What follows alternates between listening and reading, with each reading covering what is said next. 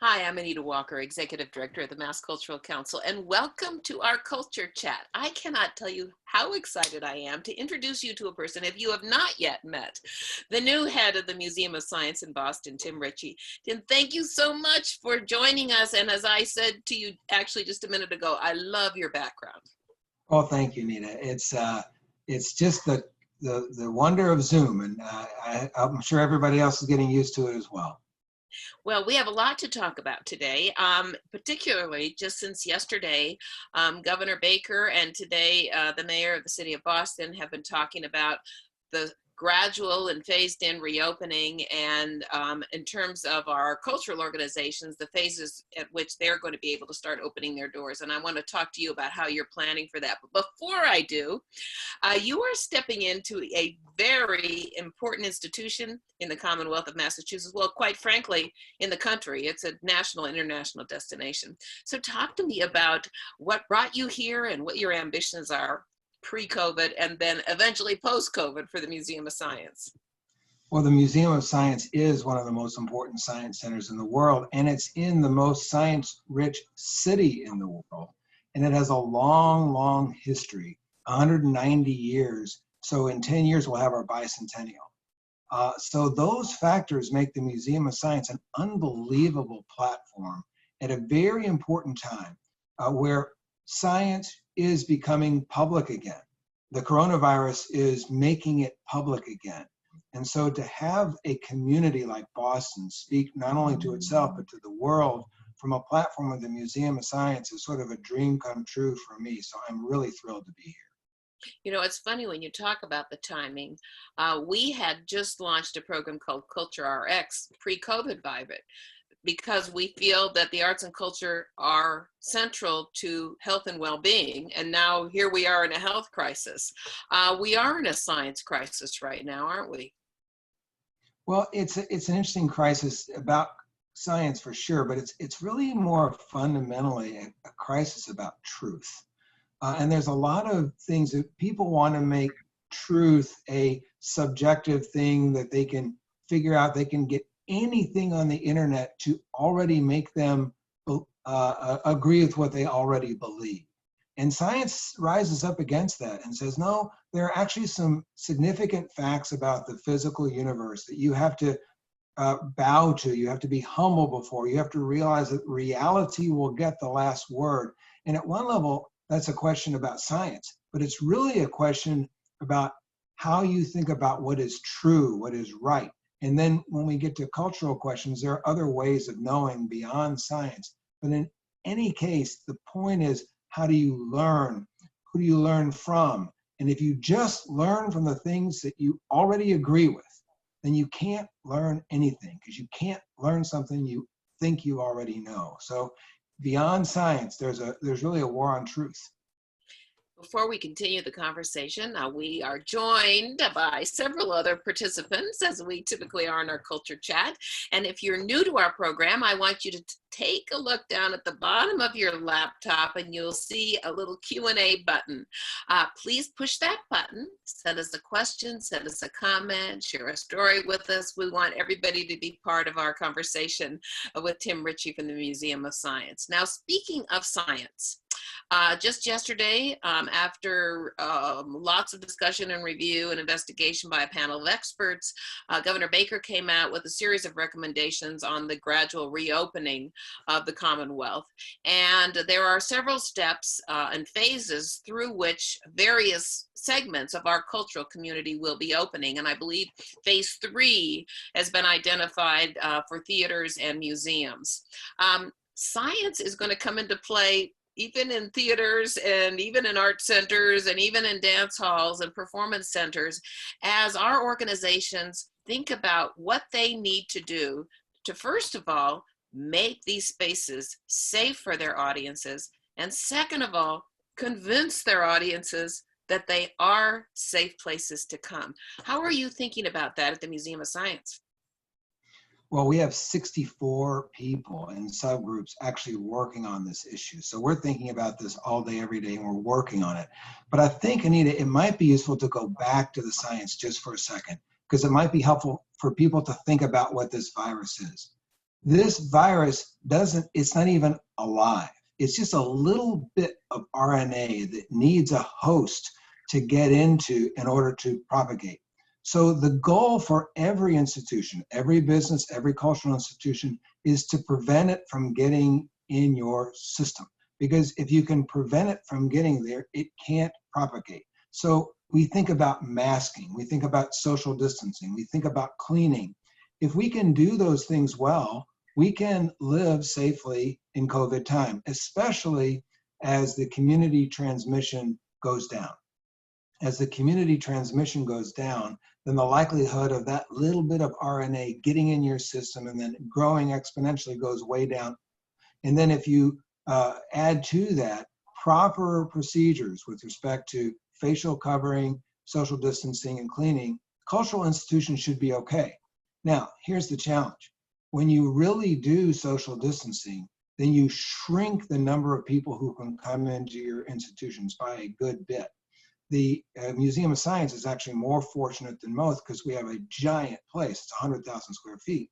The challenge is if you're in the performing arts or something like that, the number of people who can come will be small, and the ability of your performers to practice and to do the show is small as well. So when you really apply the science, it's actually kind of difficult news for cultural institutions. And we have to think of how we do what we do in very different ways.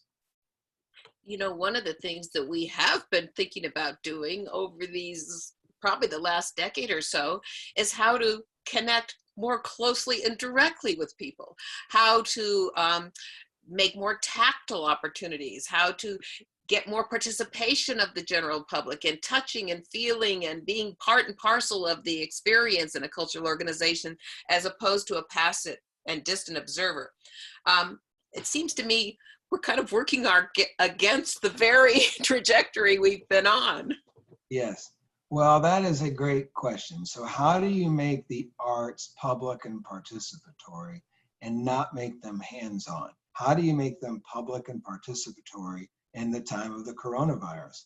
So for us, we are a hands-on institution. You come here, you build things, you make things, you touch things. So we've had to spin up our team to think about reopening, to rethink the visitor experience. Now, once again, for us, it's a little bit easier because we can be interactive without being hands-on. What's an example of that? Our Theater of Electricity or our Current Science and Technology stage. These have presenters who can, you can do Q&A with them that can be very interactive, but it's not hands-on. Having said that, people are not coming to the Museum of Science just for a bunch of lectures. So we're also having to think about the creative use of technology to make exhibits happen, where you can use gestures, for instance, with a Connect type interface, and you can interact with an exhibit but not touch the exhibit. Or we can use tech to use people's cell phones, for instance, to speak to them about what they're experiencing, so they can only interact hands-on with their own cell phone, perhaps, but still have an interactive experience with the institution. So you have to think differently about being interactive without being hands-on. What are some of the questions? You said you had 63 or 64 work teams that are working on how to reopen the Museum of Science. Just give us a list of like the top 5 or 10 questions that you are asking your teams to solve. Well, I think it's maybe to step back once, we have a little bit of a balanced scorecard here. So at one level, you say, can employees be safe? What does it take for employees to be safe? And there's a whole series of issues on that part of the scorecard. And then how can visitors stay safe? And there's a whole series of issues that relate to that. Then there's the financial question. Is it even worth it to open if we can't open until, say, the end of August? And then all our visitors stop coming, which they do in September and the first part of October. Is it worth it to open financially? And then the fourth thing is, what about our mission, vision, values, and strategy relate to whether we should open? So in those 4 quadrants, employee safety, visitor safety, financial well-being, mission, vision, and values, there's a whole bunch of issues. Now, with respect to the safety questions, you can imagine they're just extremely practical. How do you take hands-on activities out of the picture as much as possible, but still have it be interactive? How do you do social distancing? How do you set up in theaters, and on and on and on and on? And then with respect to employees, how do you enable employees to interface with the public during a time of still community transmission? Is it ethically right to reopen at all until there's a vaccine? That's a big question. And some science centers around the country have decided not to reopen until there's a vaccine. And then finally, with respect to the mission, vision, values question, we are a public science institution. We are a learning institution. If there's any place in the world you should learn how to live safely in COVID time, it's the Museum of Science. So it's a combination of all those factors that get weighted to decide when it's the right time to reopen. I'm going to ask you a few more questions as we move on, but I also want to remind the many people who are joining us in this conversation to just go down to your Q&A button and click that and send us a question, a story, a concern. How would you think about going back, whether it's the Museum of Science or the Museum of Fine Arts or a small intimate theater? How are you thinking about that as we start to see the slow and phased in reopening of our institutions here in the city of Boston and the Commonwealth of Massachusetts? You raised an issue that we've been looking very closely at the Mass Cultural Council, and that is the cost of reopening. We hit a cliff. Our organizations were open one day and then the door was shut the next. I think about, and I'm sure you can think about, other recessions that we've been through where you kind of see it on the horizon and there was a kind of a downward trajectory and we could start tightening our belts and skinnying up the organization and then coming out the other end. But this was unlike anything I've experienced, in that one day we were open and the next day there was no earned income. There was, contributed income has been flatlined. Endowment income, we're all watching the stock market zoom all over the place, affecting endowments and so forth. So the business, first of all, the cost of reopening, there is an actual real cost to that. You're spending funding right now just with the staff and expertise to think about how to reopening, and there may be some actual investments you need to make in the facility before you feel comfortable opening the doors. Yeah, so it is absolutely the case that we, when we open the doors to the Museum of Science, even in the best of times, we lose money. We're a nonprofit organization, so we have to raise money to keep the doors open anyway. That's what we do. We raise money to keep the doors open. But when we open the doors now, we'll lose even more money because there will be more cleaning, there will be more staff, there will be fewer people. And so that's why this balanced scorecard is really important. Can we keep our expenses down a little bit and still do our duty to the community to open as best we can? So we have very wide eyes on this. Can we do our expenses in a leaner way? Can we serve the community in ways that aren't as expensive as before? Fully understanding though, Anita, fully understanding that if we open our doors, it's because it is a service to our community. Because in some respects, the easiest thing is just to stick your head in the sand, keep the door shut, keep your expenses low. And that is not what Boston needs. It is not what the Commonwealth of Massachusetts needs. It needs us to come forward if we can. Having said that, I'm not going to be a hero on anybody's time, including the Museum of Science's time, if it makes zero financial sense to open, and if we will imperil the well-being of the institution, I suppose we too would have to stay closed until there's a vaccine. I don't think that's what's going to happen though. I think we're going to rise up and find a way to serve our community in a way that is financially tolerable. One of the things we like to talk about on the Culture Chat is how resilient and absolutely driven and passionate toward serving, even when we're closed. And your doors may be closed, but you're far from closed in terms of providing service. Talk about some of the things you're doing in the meantime to reach the public. Yes, I mean, we, like many cultural institutions, plunged headlong into digital, and I'm sure many, many, many others have as well. But for us, one of and probably our best asset was our staff who on the floor doing programming, they have quickly translated into doing that digitally. And now we have had 200,000 people take advantage of our programs, either live or after the fact. There's some adult things we do. We have some podcasts. So for us to spin up the Digital Museum of Science, where we could appeal to 200,000 people, was really stunning to me. I'm really pleased that we started actually with a town hall on the coronavirus. We have some other coronavirus town hall type things that we're planning. We've done other things that are adult oriented, like trivia nights and some arts related things. But our core programming are live webinars 4 to 6 times a day, some in Spanish and also in English, of course, where people from the community, from the world actually, can talk with our scientists, talk with our educators. And it's been really breathtaking to see how much more access and how much more engagement we've been able to have digitally. And so I think we will always make that a part of what we do going forward. We have a question from an anonymous attendee who writes, Tim, being a science guy, what makes you optimistic about COVID heading into summer and fall, if you are? Any talks with well-informed board members about treatments or vaccines? We consider you our all science source today. Well, thank you. It just so happens that on our board is the CEO of Moderna. And Moderna has just gotten back the first tests that show that their vaccine has been effective in producing antibodies in 8 people, the first people they chose. So there is great success coming from Boston and coming from a board member of the Museum of Science to bring about a vaccine here. Anita, the short answer to your question is I'm not terribly optimistic going forward from a science standpoint, and it doesn't have anything to do with the science. We know now how to live safely in COVID times. We know how the virus propagates. We know how to prevent it.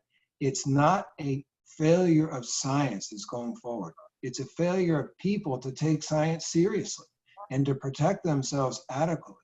I could be extremely optimistic about going forward because we've seen how they've done it in South Korea. South Korea has 51 million people. They've had just over 300 deaths.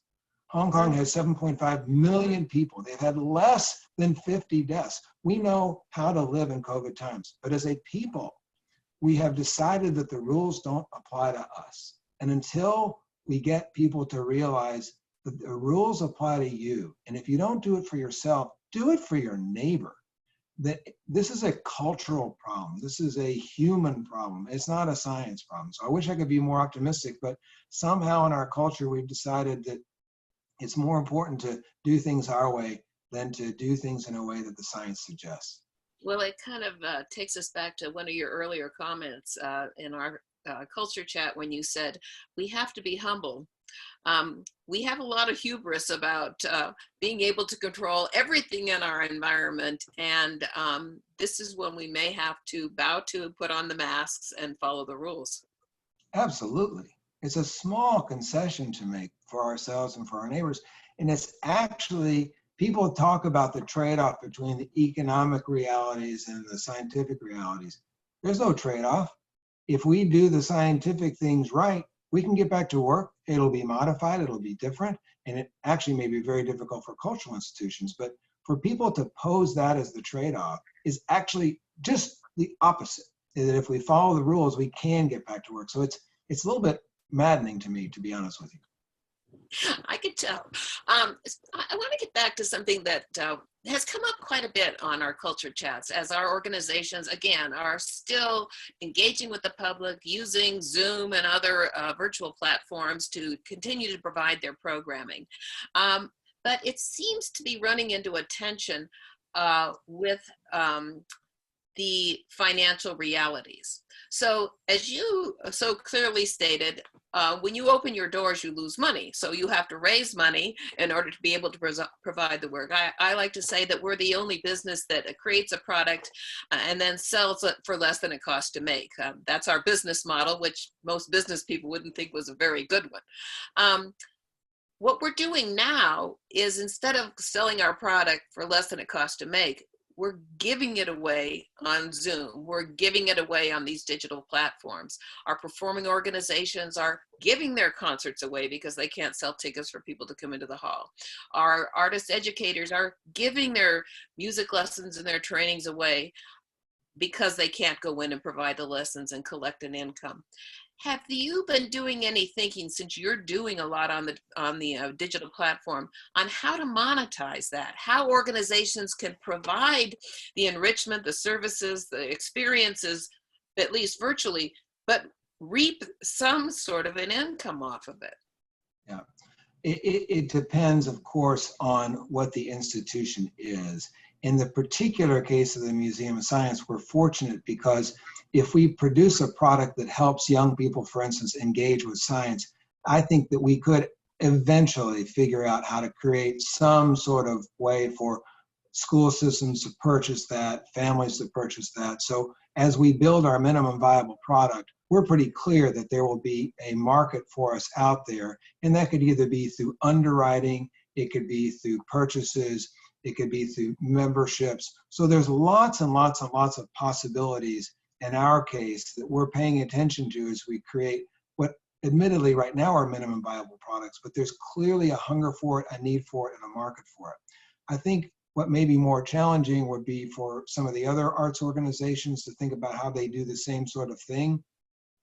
And I would imagine that in all cases, the fundamental question is, can you create something of real value? And right now, it's a captive market, so it's easy. It's easy to have people tuning into your show, so to speak. But when things come back up, will you preserve this digital moment as a way to really reach the world? Because now our capacity to reach the world is greater than it ever has been before.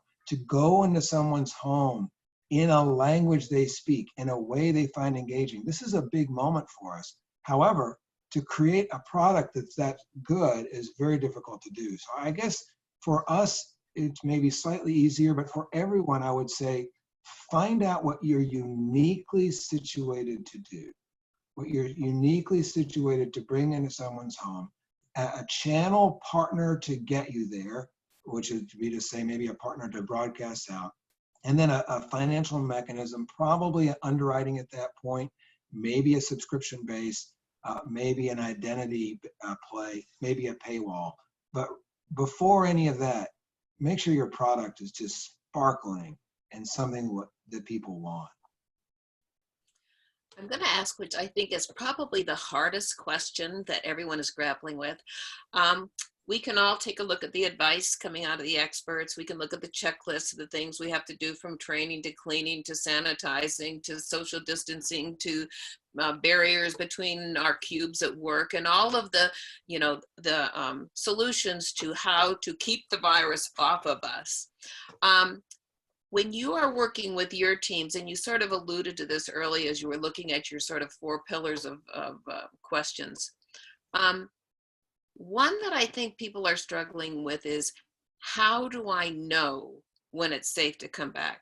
How do I know when it's safe to open my doors? How do I know when that moment is?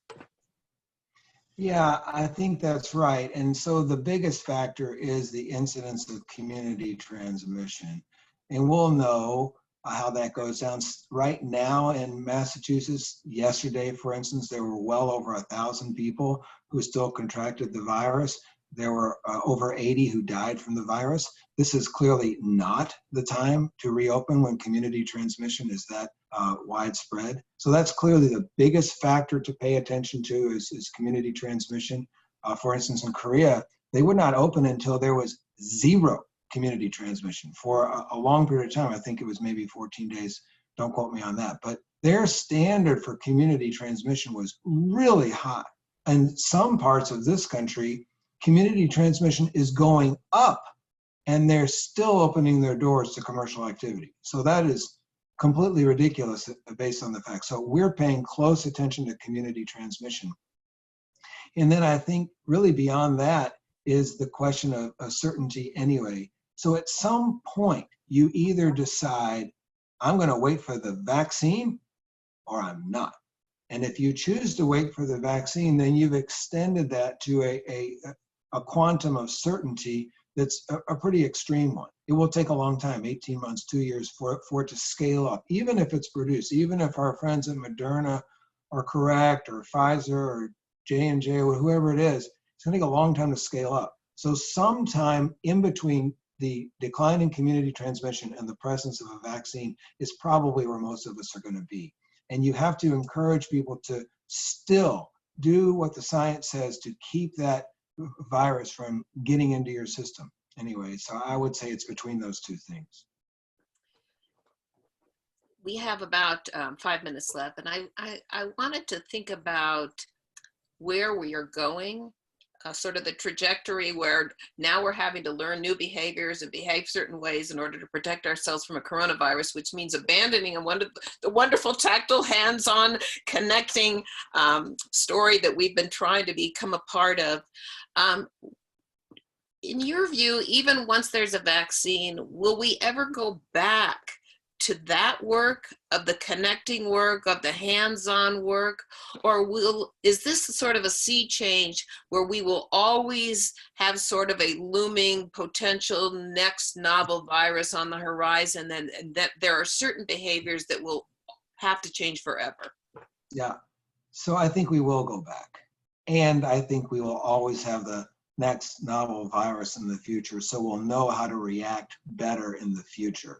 But humans are social animals.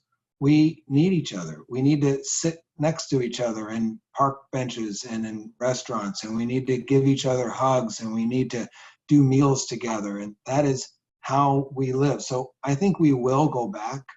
We have to go back. And then the question is, when the next novel virus comes, or any other challenge, will we respond better than we have now? One of the reasons Korea did so well is they had to respond to the SARS virus and the MERS virus, and they learned from their mistakes. The question is whether we will learn from our mistakes, and I actually think we will. I think we'll learn from our mistakes. I think we'll be better at it. We will not want to pay this price again. So I'm hopeful about that. There are plenty of other things that I think could happen to us besides a virus that we're not prepared for now either. Even more sinister challenges like climate change and the growth of the population and economic disparities that are also silent killers out there. That the question is, will we respond in the way we should? But the strict answer to your question is, I think we will get through this. We will get back to hugging each other when we see each other, and I'm looking forward to that day. And on a more optimistic note, you mentioned climate change. Do you think there are any pieces of this amazing social experiment where around the world we all had to change our behavior in a certain way, and suddenly the air got cleaner? I mean, is there any of that we can move forward in a positive way? Absolutely. There's not only that, that kind of thing, and that's an important one. There are other things we've seen. In New York, for instance, there have been almost zero deaths due to bicycles getting hit by cars. Why is that? It's because they've created entire streets just where bicycles can be, and people are living safely. So we're going to pay attention to what we're learning in COVID time. And we're going to say, gosh, that's the kind of world we want. What can we do to get there? So that's a real positive from this time. I think there are many, many examples like that. So if we weren't in COVID, we would still love to have had a conversation with you without talking about COVID for half an hour, but talking about your dreams and ambitions for the Museum of Science. Since we will get on the other side of COVID sooner or later, maybe a little later, tell us, what are your sort of top 3 goals for the Museum of Science, say in the next 5 years? Top 3 goals for sure. Equitable access for everyone, number 1. Somehow talented people are born on the wrong side of the opportunity gap, and they need to cross that opportunity gap, because it is just wrong for having talent so widely distributed, but opportunities so narrowly distributed. So crossing the opportunity gap, equitable access, number 1. 2, future forward programming. I mean, science and technology is giving us breathless abilities to create a beautiful and a better world. And people need to know what currents and science technology is going to do. And then the last thing is community collaboration. real radical collaboration with our community, especially in Greater Boston, where the intellectual capital of this community can pour into and out of the Museum of Science. So those are the three things I came here believing were important: equitable access, future forward programming, radical community collaboration. And there's nothing about the coronavirus that has done anything but accelerate my commitment to those things. We are so happy that you are here in Boston, that you are in Massachusetts, and that you are leading the Museum of Science. Tim Ritchie, thank you so much for being with us on our Culture Chat today. Thank you, Nita. Pleasure. Bye-bye. Bye.